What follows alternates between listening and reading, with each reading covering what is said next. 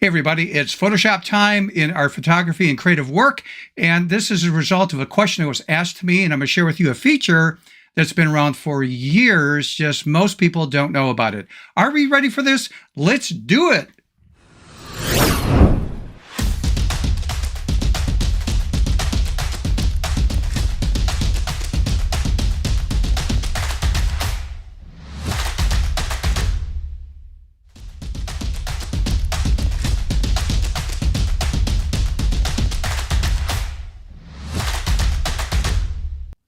Hey everybody, welcome back to my channel. If you're new to this channel, it's really dedicated to photography and as a photo artist and pushing ourselves to think creatively out of the box. And I mean literally out of the box, and that's the way I end all my videos. Anyhow, let's take a look at our topic for today, and that's a feature that's been in Photoshop for quite a long time, and it does solve a problem with a question that I got asked. But before I get into it, I need to apologize to everybody, which was out of my control. In my last video, I had talked about a website called 7 Styles, and there was a bunch of prompts that you could get for free that you could use in Midjourney, Adobe Firefly, and Alpaca, and the rest. All these things they have to do with using prompts with AI. Well, I didn't know, but when I recorded the session, everything was free on the website that you can grab, and I was grabbing stuff. It was all, again, all for free, all the prompts. Well, when I uploaded the video finally to YouTube and was checking out my links and I went to the website, I noticed that they changed, and now you have to basically purchase everything, anywhere from like $5 for a category to some are like even $2 for all these prompts. So I apologize. Again, I didn't know that. This happened after the fact, after it was uploaded to YouTube. But let me show you the website really fast. And again, a heads up, I have no affiliation with them. I have used their prompts. I like it. I probably will purchase some things in the near future. But here we go to the website, and it's 7styles.com. And what you want to do is go to the category called AI. And you click down on this. And then after that opens up, come down here where it says prompts and click on prompts. And that will take you to a subcategory, and you'll see a listing of all these different categories, all the way from little characters. I mean, there's just a ton of stuff. And if you notice, most of the things here are $5. You'll come across some that are like $2. There's a lot more if you click on load more. But what I want to share with you is, let me just pick a category here.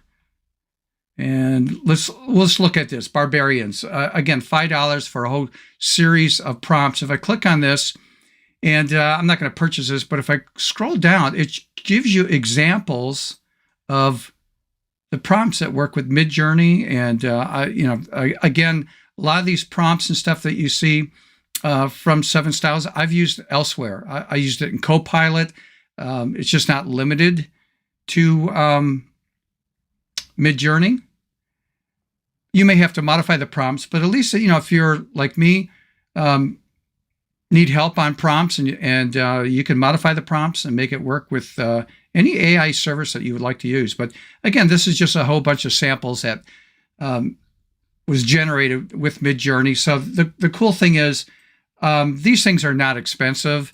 I mean, come on, $5, $2 for a whole set. You could buy the entire series. I think it's $50 for everything, and it's going to be way more than you're going to know what to do. But if you want to cherry pick, there you go.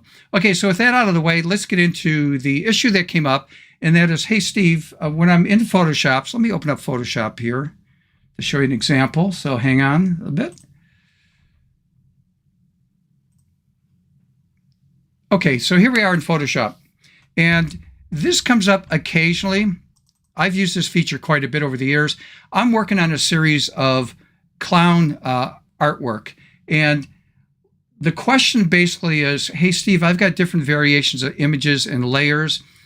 I don't want to waste my time doing this. Going to File, save a copy, save it in whatever format you want, and it's going to export out that image. Let's say I want it to be a JPEG, and then I want this black and white version to be a JPEG. So I got to go back to File drop-down menu and come down here to Save a Copy As, choose down here JPEG or whatever format you want, click on Save. what I don't want to do, because this was the issue, I don't want to sit there and do this for every single image individually. Is there a way I can do this all in one motion? And the answer is yes. This is a big deal. Let's hang on to this for a moment. Let me give you an example. Okay. This is the original image. These are different variations of that image that I was doing with filters and stuff. So I'm going to give you an example. Control J, Command J on a Mac. I'm just duplicating this. And let's just add, I'm going to go to curves here. I'm going to bump up this a little bit, maybe add a little contrast. So I'll do a slight S curve here. So you can see a slight difference before and after. But I also want to go to the red channel in the drop-down menu here. I'm going to push up the reds to really give it a different look and feel. So there's my before, and after. And if I like that, I'm going to select these two, Control E on a PC, Command E on a Mac. So with those two layers highlighted, it consolidates everything as one. And I might want to say, well, I don't like the original here, so I'm going to turn that off. I do like this. I like this. This one, I'm not too keen on. This one I like, and let's say that one I like. So what I want to do is export these out as individual images. So the way you do that is activate the layers that you want as individual images. Then what you do is you go to File, drop-down menu. And by the way, this comes from a question came from Sean, and I'm not mentioning Sean's last name. He requested not to give his last name out. But if you come all the way down here to export, you'll see a feature in there that says layers to files. Now I'm going to click on that, and the thing to take a look at here is this right here, visible layers only. In other words, if I deselected that, it's going to pull every single layer out for me and export it out. But I chose visible layers only.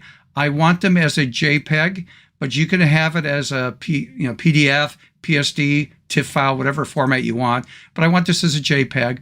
Include the ICC profile. That's for another day about profiles. That has to do with printing and things, but I want quality, the highest we can go is at 12. Where do you want this exported at? You click on Browse right here and choose, I'm going to choose Exported Images, which I have nothing there.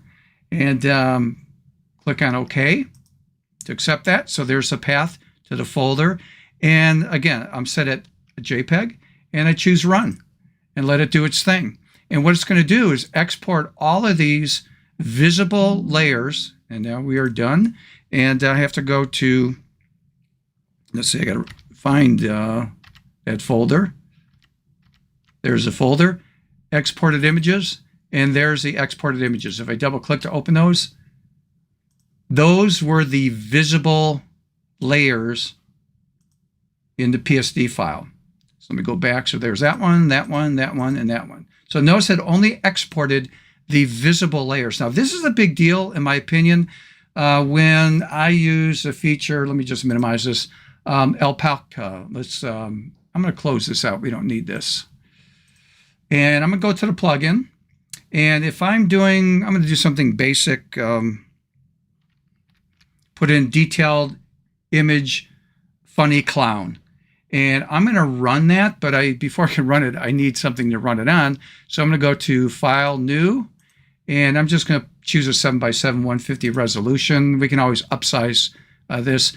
Grab my selection tool on the toolbar and click and drag because we have to have a selection made there. And then under image here, I'm going to put in detailed image, funny clown, just something simple, and see what happens. So I choose generate here at the very bottom. Let's see what we come up with. Again, I wanted this to be fast, so this is not a very sophisticated prompt, and I'm just curious what we get.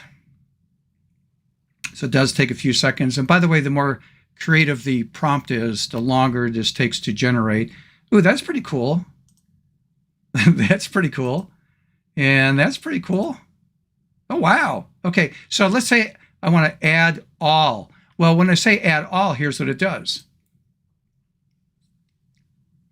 It pushes this all up into the single layer here, or not single layer, it created a bunch of layers, but in a single file, I should say.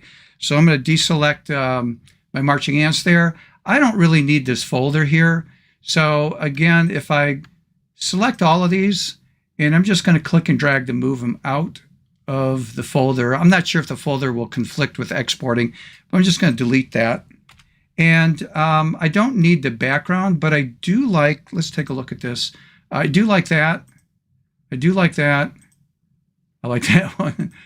And I like that one. So I like all four of them. Well, I like them as individual images now. So again, I will just go to File, come down to Export, Layers to Files. I'll use the same folder as I did last time. So they're going to be JPEGs. And let's go find that folder. Where are we at? So bear with me on this. YouTube stuff. Whoops, went to the wrong place. And where are we at? Exporting layers. So there's the folder, like I used last time. File name. I'll just put test on this one. And or it could be clowns, whatever you want. There'll be JPEGs, high quality. Let's set that to run. And there we go. We are done. So again, if I go back to that folder again, there are the clowns that were added, all exported out.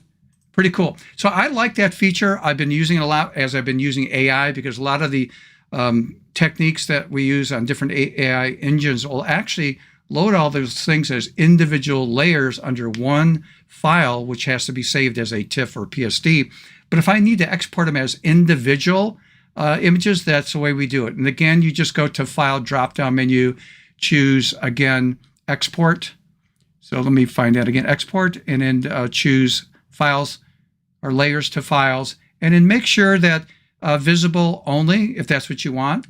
So in this one, I wanted them all. But yeah, so I think it's a cool feature. Hopefully you learned something here. If you could do me a favor, and that is please like this video, subscribe if you have not subscribed, and hit that notification bell. That way you'll get notified the next time I upload a video.